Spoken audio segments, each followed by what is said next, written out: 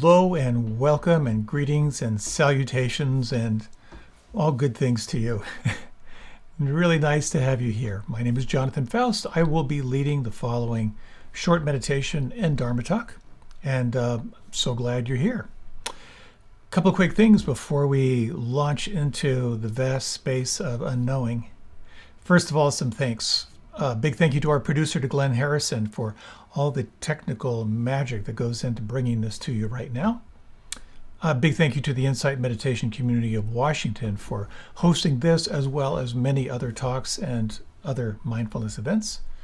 Also, a big shout out to my friends at the Unitarian Universalist Church in Arlington, Virginia, which has been the host for Monday night with me and now is hosting Monday night with other teachers. And this would not be complete without a thank you to our mindful movement leader, to Rita Moran, and to our mindful dialogue leader, to Ray Manioki. The full Monday night experience starts, if you like, with Rita Moran at 6:30 Eastern Standard Time. And after this talk, at approximately 7:33, let's say, 8:33, you can join Ray with Mindful Dialogue. It's an opportunity to share about your practice, about mindfulness in daily life, anything from the talk, any insights, any complaints. That's the place to air it. It's a great thing, and thank you, Ray, for all you do all these years. Everything here is offered freely, and myself, none of the other leaders receive any compensation for this offering. We do it because we love it, and your generosity helps to kind of move this forward. There are technical expenses, of course, time, and of course, lavish lifestyles that we need to support. So thank you for that. Got a newsletter where I offer a kind of an update, compendium of my talks, my best photography for the month. You can sign up for that on my website. Oh, and I forgot to say, Mindful Dialogue, Mindful Movement, those links are on my Facebook page and on my website. And finally, shameless promotion, November 18th, my lovely wife Tara Brock and I are leading a day-long retreat at Catholic University and online here in Washington, D.C. And it's on radical acceptance. You may have heard that word before. It's actually the 20th anniversary of the publication of the book, and correspondingly, 20 years that Tara and I have known each other. So you can check that on my website as well. The day long is, I believe it's 9:30 to 4. It'll be highly interactive, deep, fun. If fun and deep go together, this is what's going to get it together. So without further ado, let's take a little time to bring ourselves into the present moment. Our theme these last weeks and our theme for tonight is a continuation of this question, am I dreaming? What are thoughts? How can you break out of the incessant attachment to thinking and open up to the awareness of thoughts themselves, which is where this whole realm of freedom or of insight begins to arise. So with that, we're going to explore a couple techniques a little bit later, and also explore what it's like to actually investigate maybe the highest vibrational thought of all, which is the thought of love. So without further ado, if you like, you can let your eyes slam shut or close them gently. And with your eyes closed, you might reach your arms up overhead. Take some time just to stretch out through the left side and the right side. Sense if you can just work the wiggles out of your system. It's really nice to take a little bit of mindful movement here. You might like to do just a little exercise. I do this every night before I go to bed to help release the neck. That is to bring your chin over toward your right shoulder. No strain, no stress. Taking a long, deep breath. Let the chin drift over toward the left shoulder. Moving with the breath over to the right shoulder, checking the range of motion without forcing. And then flowing over to the left. You might find yourself making little adjustments. And then one more time, the chin over toward the right shoulder. Flowing with the breath as you drift over to the left. Head coming forward, you might bring your thumb and forefinger to right under the collarbones and then lift your chin Look up toward the ceiling. Just get a nice stretch at the front of the neck. And then very gently bring the chin down to the chest. Again, no forcing. Go really, really slow.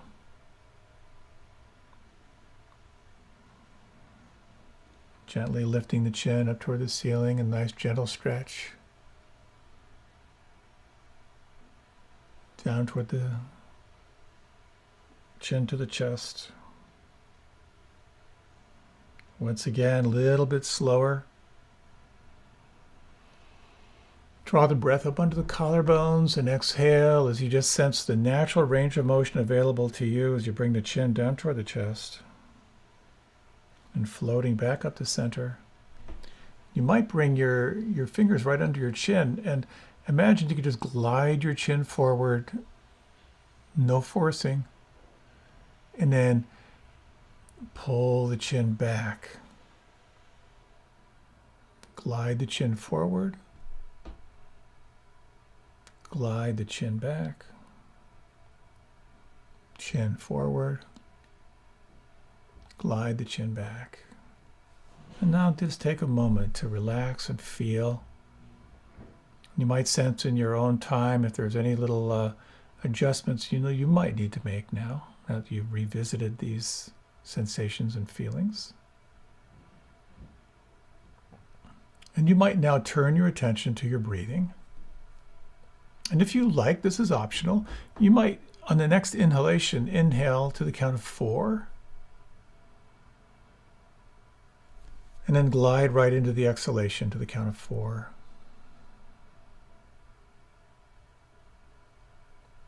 Inhale to the count of 4. Exhale to the count of 4.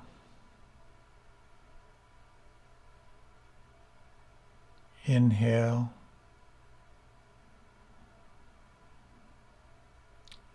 Exhale. Now for the next minute, sense what it's like to match the length of the inhalation exactly with the length of the exhalation. You'll notice it requires concentration, but also being attentive to the feeling on the inside as you breathe.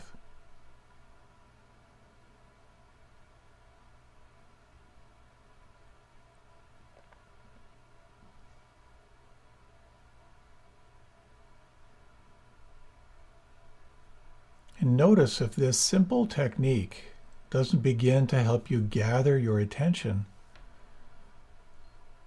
to what's happening in the here and now.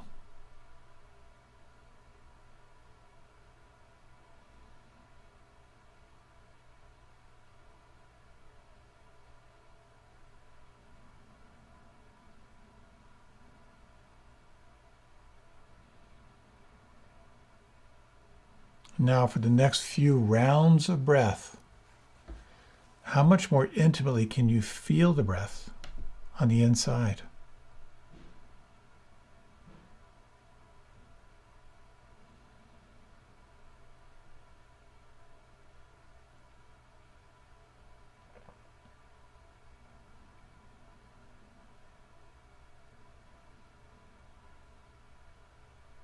In your own time, and again, if it feels helpful, you might continue with this technique, but you might also let this fall away and let your breath now be utterly free-flowing, unrestricted, and natural.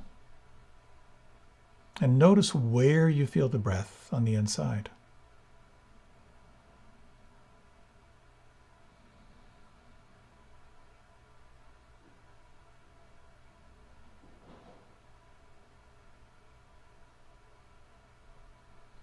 Deepening the sense of the here and now as you soften the muscles around the eyes. And track the sensations as you consciously let all expression melt away from your face.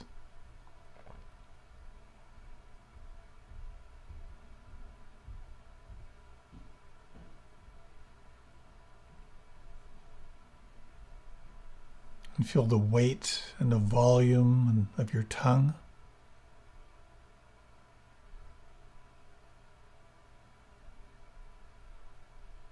Could you relax your tongue so fully that it fills your lower jaw?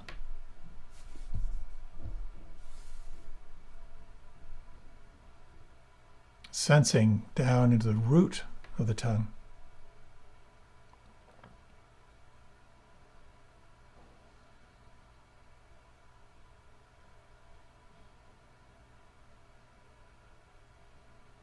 You might explore the following question as you sense from the crown of the head down to the fingertips and down through the toes.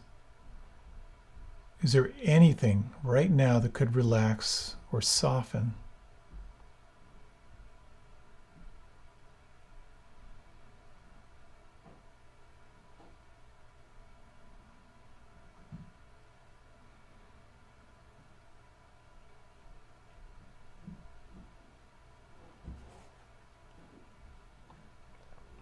Conscious softening and relaxing is this beautiful portal to arriving in the present moment.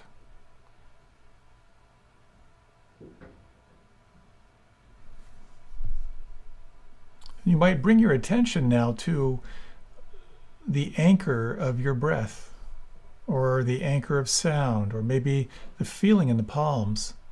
And for the next few minutes, give your job a mind to do. And that is to track the sensations on the inside,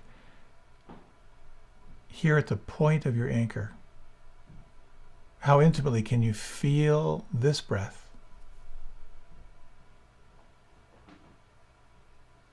How intimately can you sense the vibrations of sound, or the sense of pulse or tingling in the palms? The experience of here and now at this point of contact.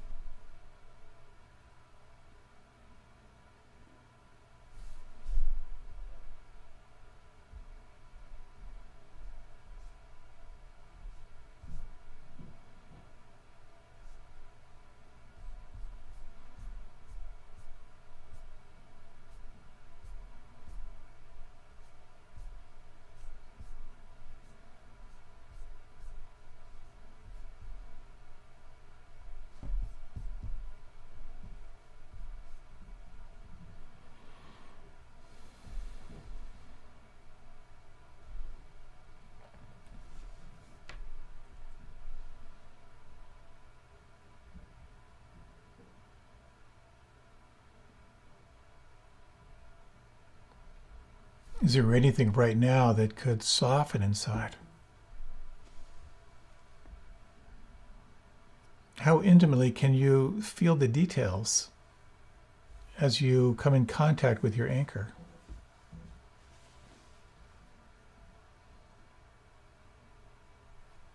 And can you sense who you are as the observer, as the one who is aware of what's happening right now?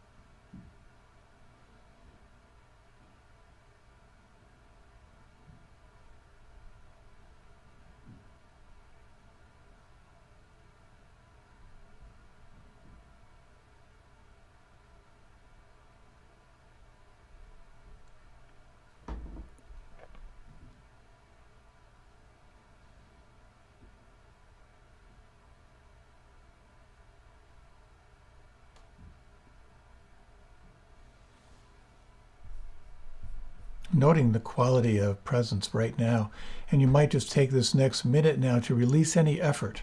Is it possible to relax or soften even more?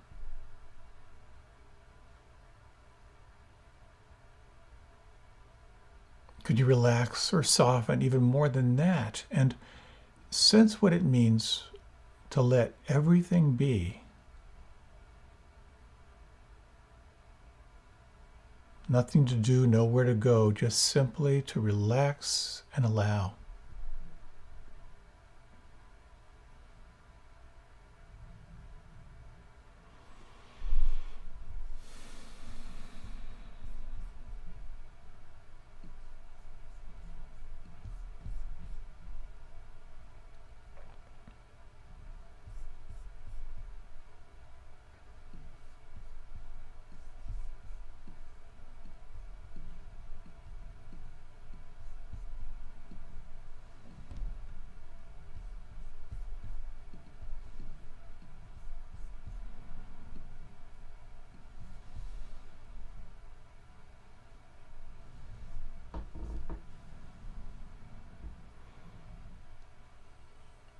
Take this time now to release your practice. Feel free to move, to stretch in any way that feels good.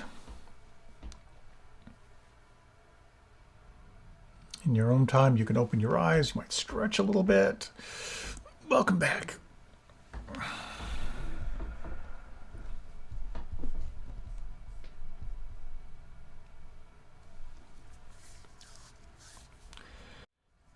As I've gotten older, I find myself looking back at different times of my life and having a very predominant thought. And the basic thought is, what in the world were you thinking? I was reminded of a time, this must have been, 1981, sitting in the Marseille airport in Marseille, France. I'd been in the Peace Corps, and I was very excited to explore the world of biking, of the experience of biking around the world. So I actually got in contact with someone who was putting a bike together for me, and I was going up to spend the summer kind of tuning the bike and just kind of cruising around France and Switzerland, and primarily France and Switzerland. I had $300 for the summer. And I had been exploring playing music, and I had met someone who had played music on the street and had traveled for 5 years all around the world. And I thought, well, if he can do it, I can do it. So I had all this music that I had memorized, and I thought, well, this is my chance. I'm a naturally anxious person, but I'm also someone who falls into the category of what's called the counterphobic type. That is to say, if I sense I'm anxious about something, I need to prove to myself I can do it. So there I was, Marseille airport.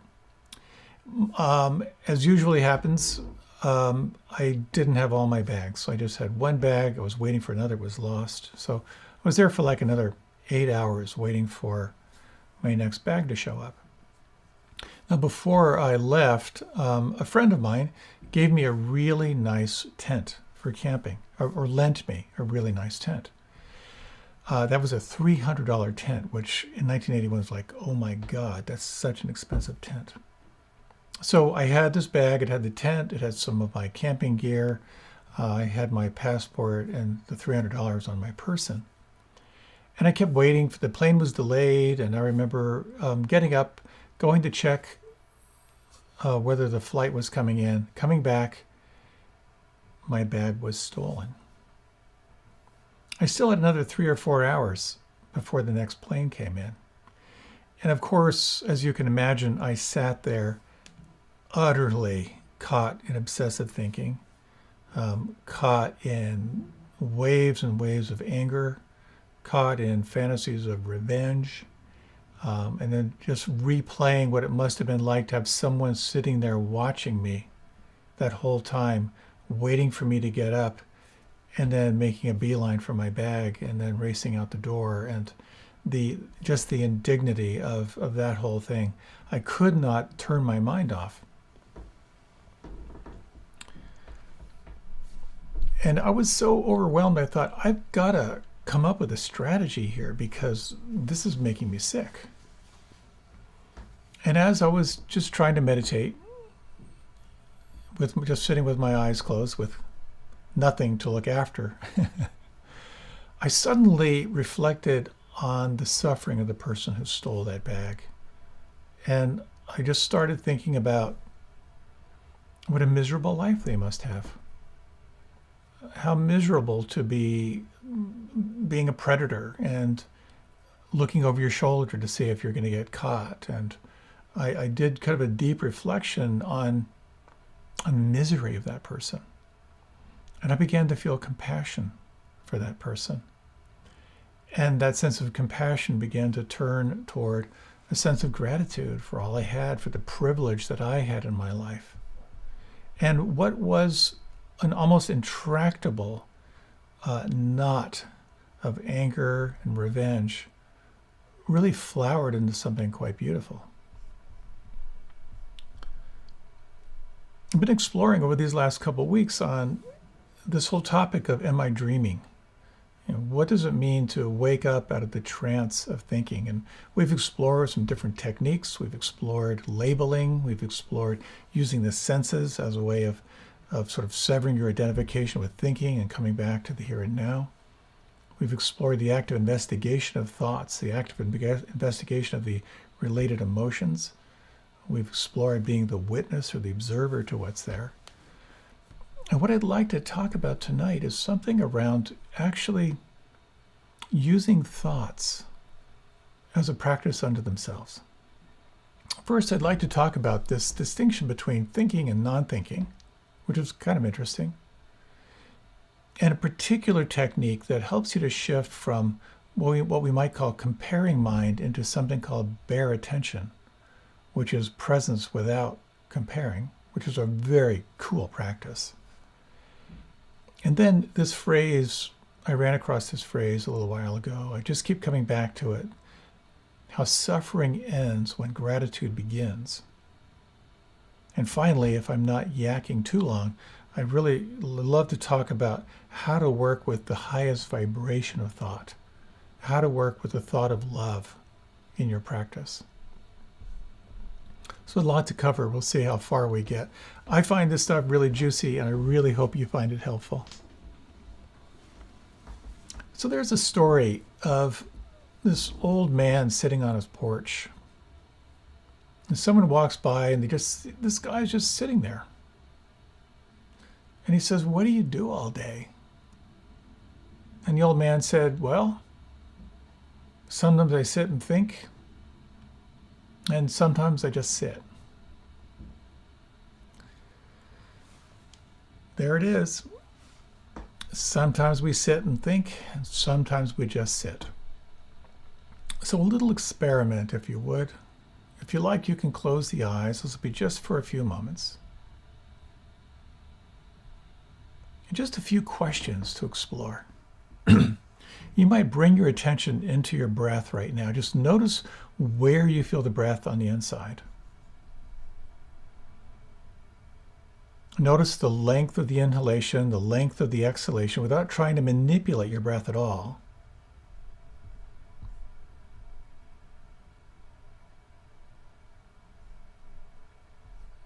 And now notice, if you would, the space between the breaths.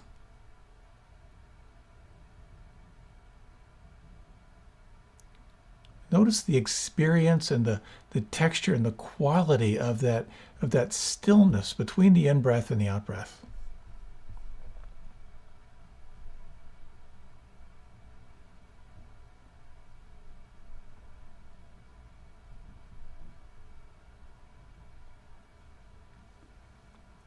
Now sense, if you can, I know this is a very delicate little process here.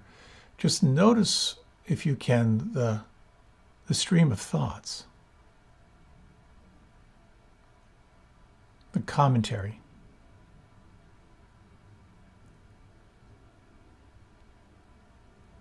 And is it possible just to, maybe just even to imagine, is there any space between the thoughts?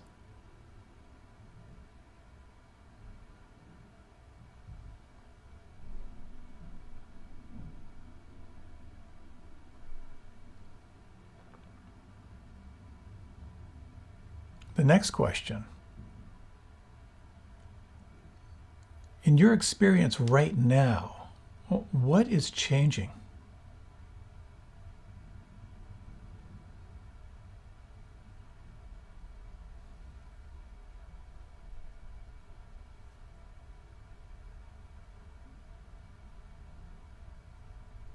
And the final question. What is it right now that is aware of what's changing?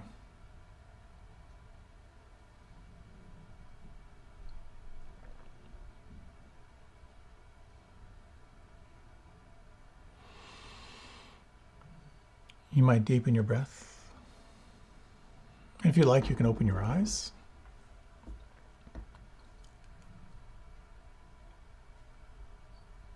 One model of how we experience life is to imagine there are certain streams that are happening. One is the stream of life force and the stream of sensation. And if you just pay attention to vibration, to tingling, to aliveness, you'll notice that it's an ongoing stream that's constantly shifting and changing.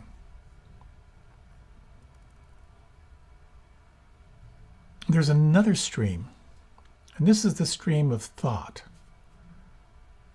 And when you can relax back and observe, you may notice that there is a constant narrative inside.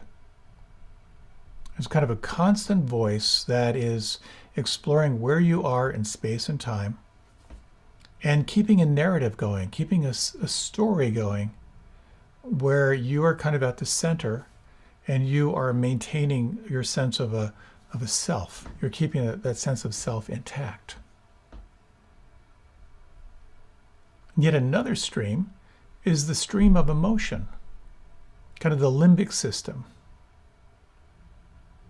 And an emotion, well, what is an emotion? One way of looking at it is an emotion is a sensation inside with a label from the mind. How do you know you're angry? Oh, well, I feel my jaw tight and my pulse is elevated and my palms are sweaty and I can feel heat in the back of my neck. This is where I find somatic inquiry so interesting, because we're turning to really explore that stream of sensation, thought, and feeling. And quite often when I'm doing an investigation with someone, they'll say, I really want to explore how anxious I feel. And we'll kind of go into the anxious, and into the anxiety, we'll locate it. And for example, they might say, wow, I can really just feel like a tension around my chest, kind of going up into my throat. There's kind of an elevated sense of pulse. This is just nervous. And then I'll say, well, let's validate that. Let's verify that word. Is nervous the right word? Does the word nervous resonate with this felt sense of feeling inside? And this has happened numerous times for myself as well as for others. They'll kind of sit with it and they'll say, like, that's not the right word. I'll say, the truth is, I'm mostly excited. I'm a little nervous, but mostly I'm excited. That's a big distinction. Big distinction. The emotion of anger is always an interesting one to investigate because it's never just one emotion. It's a composite. You may investigate, I feel angry, and when you jump in and investigate whether that word resonates, you might find other words or kind of a composite of other words. For me, anger is usually a composite of disappointment, some kind of hopelessness, maybe some sadness, maybe a little despair. So this sort of the stream of emotion is a really interesting one. And then there's another stream, which is the kind of this different states of consciousness, like the different weather systems that are passing through. So we experience life through these data streams, if you would, through raw sensation, through emotions, through the narrative or the thoughts, and through different states. And again, it opens up this question. What is it that is aware of these streams? Can you locate that awareness? And then the question that really kind of bakes my noodle. These streams are always changing. Sensations, emotions, thoughts, states of consciousness, they're in kind of constant flux, either just among themselves or stimulation to the environment. If I sense what it is that's aware of this, does the awareness change? One of the really interesting inquiries in meditation is to ask yourself, is there anything in my experience that doesn't change? You might just try that on for we'll take 20 seconds. Is there anything in your experience that doesn't change?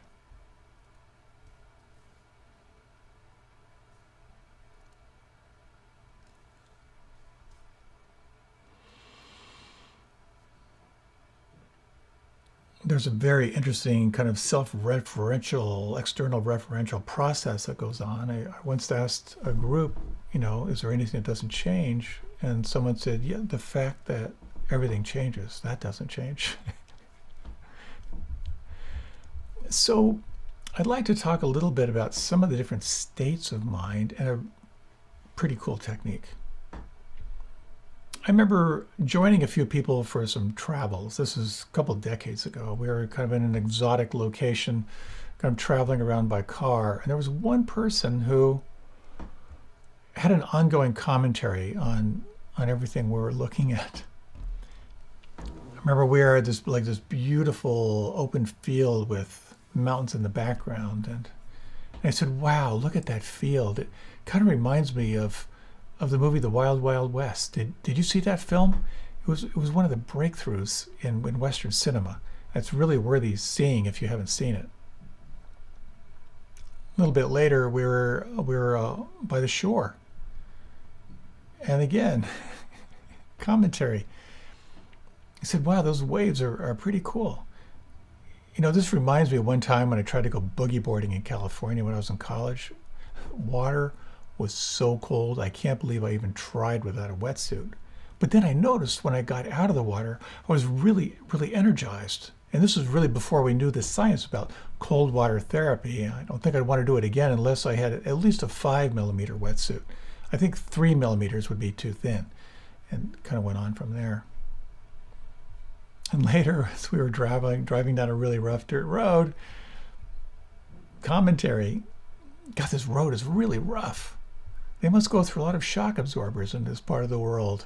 What kind of maintenance do they do around here anyway? I bet their truck sales are really, really good. Kind of on and on. And there was something about this that was amusing. I found something really comical about it for about 90 minutes. But this trip was 8 days. And I cannot quite find the words to explain the murderous rage that started to build over time. And I didn't want to be unkind, but I remember offering as innocently as I could, how about we do this next hike in silence? One really interesting thing and one good thing about this whole adventure was that this person's process turned into such a cartoon. And it really cultivated a starvation in me and others for just simply being present, just simply being with what is. And this leads me to a practice I find really, really helpful for myself. I hope you do as well. I'd like to kind of guide you through it. And it's based on something called bare attention. Normally, when we notice something, we're noticing through the mind. And the linear rational mind does three things really well. It's a helpful tool. The linear rational mind does three things. It compares, and it judges, and tries to figure things out. Bare attention is the opposite. It's not comparing. It's not judging, and it's not trying to figure things out. So you can do this practice on sight, just on a visual thing. You can do it on feeling, but I'd like to lead this on sound, because I find this practice with sound can be very helpful, at least for me. We'll take just a few minutes for this. If you like, you can close your eyes. In fact, I'd kind of recommend you close your eyes. It's one of my favorite ways to enter into meditation, but it's a very powerful meditation unto itself. If you would,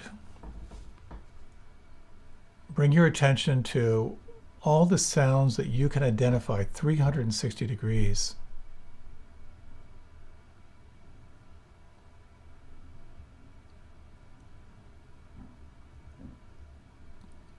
identify, if you can, the sounds that are the very closest to you.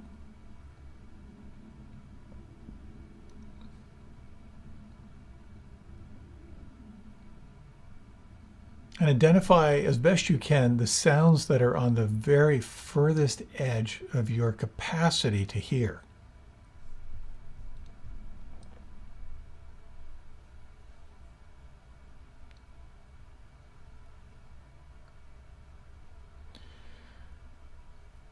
When you listen through this vehicle of the linear rational mind, you'll notice your mind noticing the sound, giving it a name, determining its location, and then very quickly determining whether it's life-threatening or not.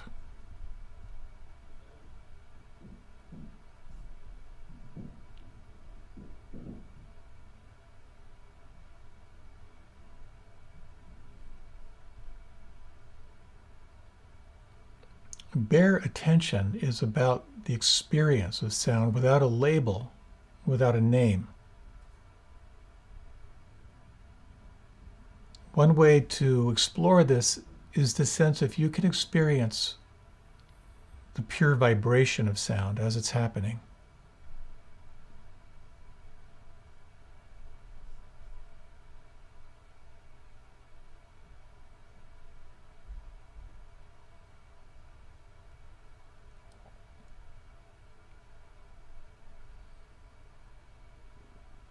Imagine you are listening without a past and without a future.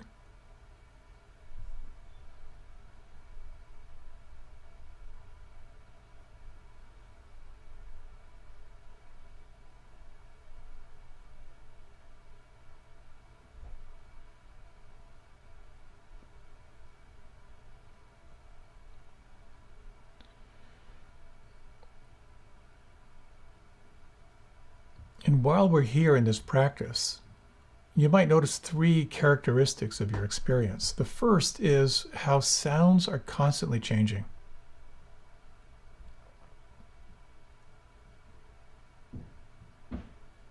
You cannot predict all of the sounds.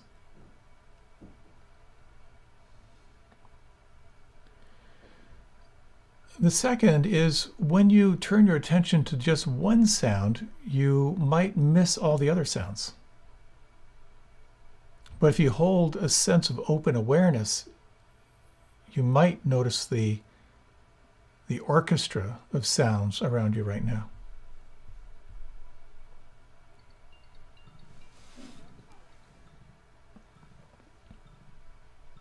The third is to notice that the sounds are beyond your control. They're not personal.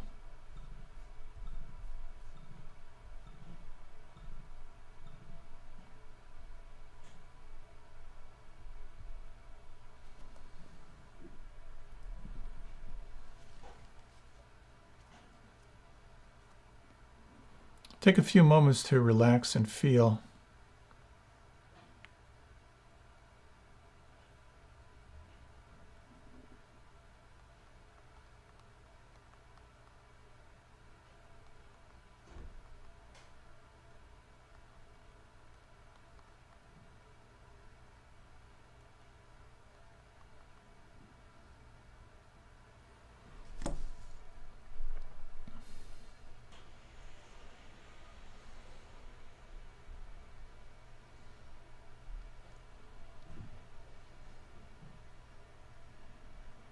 And as you're ready, just notice what you experienced, the quality of attention right now.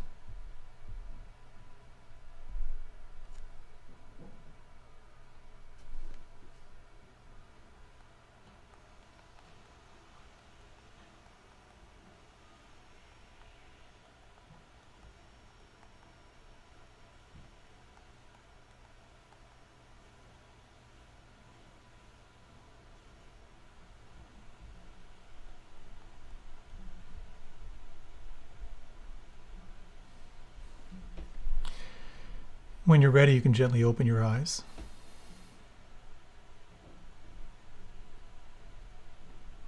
You may have noticed a few things in that practice.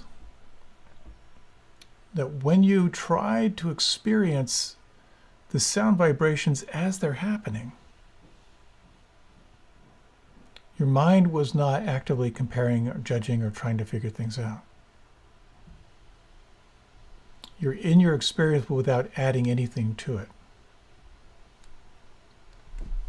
I find this practice of listening meditation to be very, very helpful.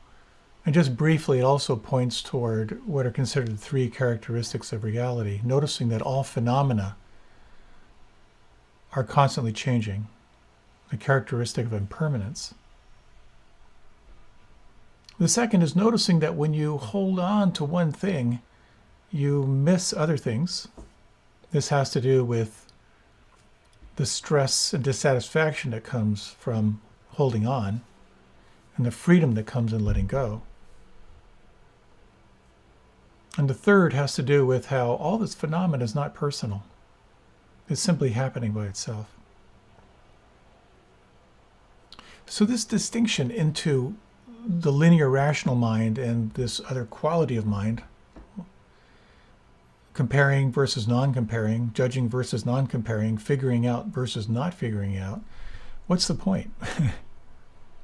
We live in a world where we have to solve problems all the time. What I've noticed is there's an amazing power in your capacity to consciously flip the switch. When you can rest this rational mind in presence, there's a quality of feeling refreshed and renewed. It's the doorway, I think, to open into realms of intuition, to kind of sense what's beyond the mind and this whole realm of what we call Buddhi mind, the realm of awakened mind, the realm of insight. When you can rest in the presence, when you can rest in the here and now, you are, as Deepak Chopra says, opening into the field of infinite possibility, to this quantum field of presence that's outside of time and space and identity. I think this is what happens when we take the time to come into full and deep presence. So I hope you found that helpful. I find it to be just one of my favorite things. So here we are with thought, and we have this distinction between thinking and not thinking. We have this distinction from comparing, judging, trying to figure things out, to not comparing, not trying to figure things out. Now, an interesting thing is we have this tendency to feel that thinking isn't necessarily good, or we should at least be thinking less, which is a bit of an impossibility because, of course, we think about 60,000 thoughts a day. The mind just generates thoughts.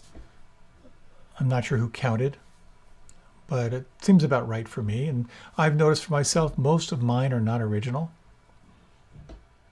But there's an interesting element here about the quality of thought that I'd like to touch on with the little bit of time I have left with you. Because there are certain qualities to thoughts. There are certain thoughts that are wholesome. They kind of like point you toward a feeling of being more whole. And then there are thoughts that are less than wholesome. They kind of reinforce a sense of separation, or they reinforce a sense of greed or hatred or delusion. So not that long ago, well, actually, a long time ago. What was I thinking? This was a long time ago. I've shared this story before. Back when I was head of a big nonprofit, we had a big program center in New England, and the head of reservations burst into my office, and she said, "The new catalog has come out, and we are overwhelmed and swamped and stressed downstairs." And I could just see the emotion on her face. Now I just kind of run across this very interesting protocol about reframing, which is asking questions that kind of open up the frame.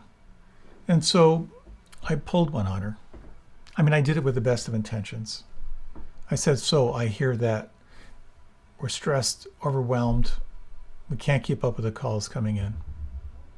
Let me, if you would indulge me, let me ask you this question. What's good about this situation? I kind of like, she closed her eyes, I could see her eyes crossing and uncrossing. And she said, business is good. It was such an interesting moment because suddenly it opened up another whole conversation around, wow, we've got all this business coming in. People want what we're offering. Isn't that amazing? And then we went on from a very different level of conversation to what would be ideal? Are there any creative ways that we could solve this? Could we turn this into some project that could be bonding and so forth? And we ended up feeling really, really good about it. So this phrase, which I had mentioned in the beginning of this talk, suffering ends when gratitude begins. Is that true? And what I find for myself is, I think so. I think so. When I can train my attention on what I'm grateful for, it changes my state. It absolutely changes my state. It's not like suffering goes away, but when I can revisit it in kind of a fresh way. There's a technique which I have shared before. It's one of my favorite techniques. It's from one of my teachers, Sri Tony Robbins Das, who did a lot of research into gratitude. He's got some really cool things to say about it, but he's got this very cool protocol where you reflect on a problematic issue, and then you explore what it's like to stream attention to gratitude, to kind of like flood yourself with gratitude, and then to kind of revisit that particular issue. And I've used this quite a few times. Recently, kind of feeling overwhelmed with everything I have on my plate. I said yes to too many things in my life. I feel kind of overextended. I had a fever and poor health.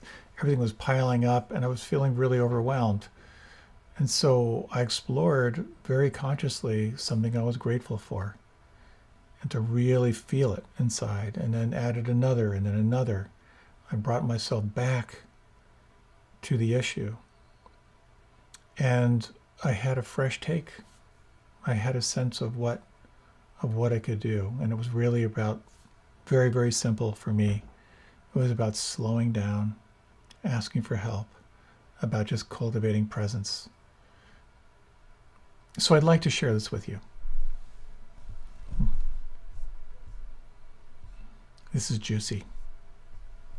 If you would, you can close your eyes. You might take 3 slow, deep breaths. On the out breath, just ask yourself, what could relax or soften right now on the inside?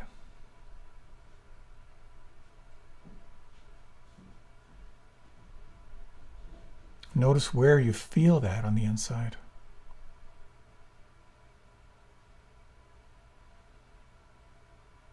And if you would, bring into mind some problematic issue in your life right now, just something that's between you and feeling good. It doesn't have to be huge. In fact, you might choose something kind of moderate or small, just something that's kind of like bugging you a little bit. And if you would, take a moment to sort of describe that in one sentence. If you had to share with someone and summarize it in one sentence, how would you describe it? Here's the issue.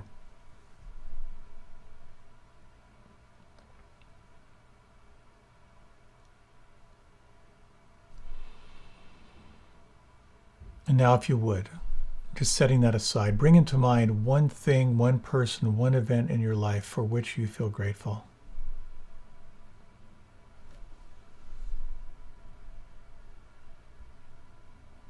Take a moment to sense if you can draw it close, as if it's right here, right now. Are there any images, any sounds or words? What feeling forms on the inside?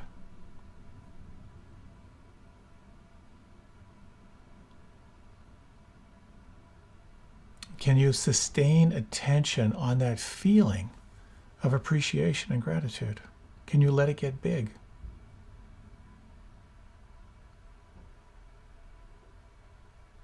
Can you imagine it spreading through your body?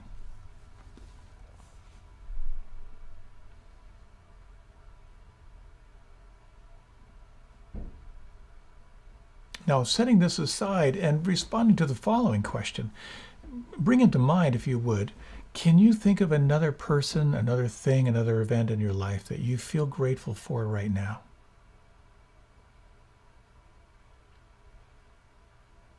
And again, sense if you could bring it as if it's right here, right now.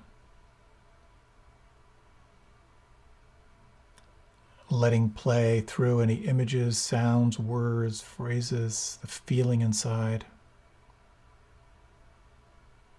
Imagine this flooding through your sense inside.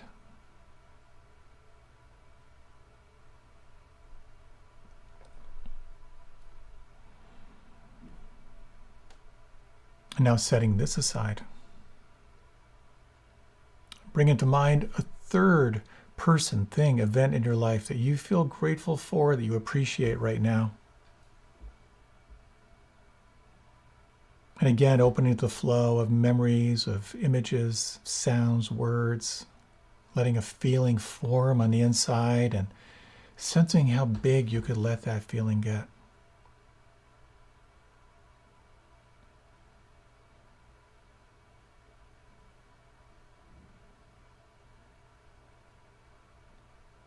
And now, if you would, sense, if you can, the simultaneity of these three things. Can you feel them simultaneously right now and let it expand even more to all the ways that you have been blessed in your life? All the serendipity events that have opened you to new adventures, to new insights.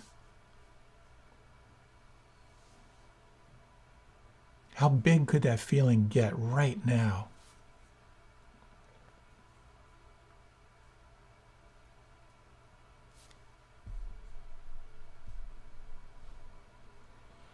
And now, if you would, bring your attention back to the initial issue that you described in one sentence.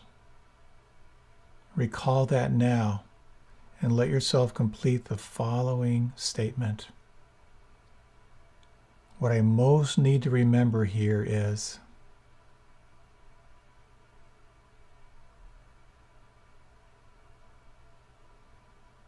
alternatively, what I most need to focus on here is,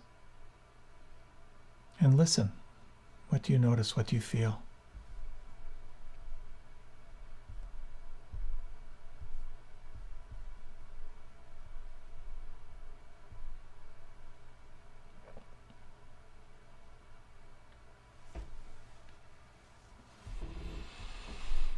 When you're ready, you can open your eyes, or not. Your choice. I hope you found that helpful. Here's the big point. Our minds are thinking machines. They generate thoughts. The error that we make is we identify with those thoughts and we think all those thoughts are true. Some of them are, some of them maybe not. And so often in our practice, we fight this thinking process.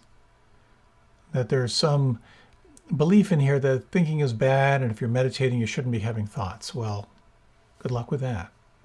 But the question becomes our relationship to thoughts. And there are many skillful means, which we've touched on recently and more, about how to move from kind of the trance state of being identified with that thought stream and how to shift into wakeful, present moment awareness.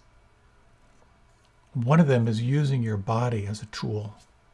Anytime you're aware of your breath as you're breathing, there's a moment when you've severed your identification with the thinking process. Just a moment, a little millisecond.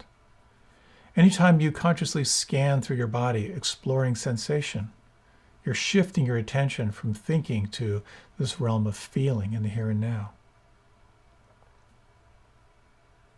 We've also explored this possibility of labeling your thoughts, just noticing when you're thinking, just saying, oh, I'm thinking, and how that can shift. We explored this technique of saying hello to whatever's there. Oh, hello, thoughts of anxiety. Oh, hello, feeling of dread. Oh, hello, sadness. Again, severing your identification with thinking. This sense of being the witness or the observer to your thoughts can be very, very helpful. We also explored recently actually investigating the thoughts themselves, particularly when you have a thought that you think over and over and over again that calcifies into a belief, when it hardens into a belief. A whole protocol for deconstructing beliefs, which can be very powerful and sometimes a little bit disorienting. And here we've talked about this idea of actually using your experience of sound, for example. Is it possible to explore bare attention, where you are simply awake to the present moment without adding the comparing mind? Not necessarily easy, but quite simple. And finally, some thoughts are more quality than others. Sometimes it's very powerful to actually explore what it's like to explore what we could call a higher vibrational thought. When you ask yourself what you're grateful for, what's good about this? One of my go-to phrases when I'm going through a hard time is, may this serve awakening. It's got kind of a higher vibrational quality to it. And the whole piece we didn't explore, but we will in the very near future, is this whole systematic process of exploring the highest vibrational thoughts, which are the thoughts of love, the thoughts of compassion, thoughts of kindness, and thoughts of equanimity. When you explore the metta practices, the practice of loving kindness, you're actually using thoughts as a practice. And they can be immensely powerful, not only when you feel caught or when you feel lost, but they're just really pleasant, or can be. It can also be a metta practice can be very, very dry. But there are some techniques I'll share with you on how to make it, juicy. It's my hope you found this helpful. I love these practices. They've transformed my life, and it's such a joy to be able to share them with you. I'm very, very grateful, and many, many blessings in your practice. Happy, happy trails.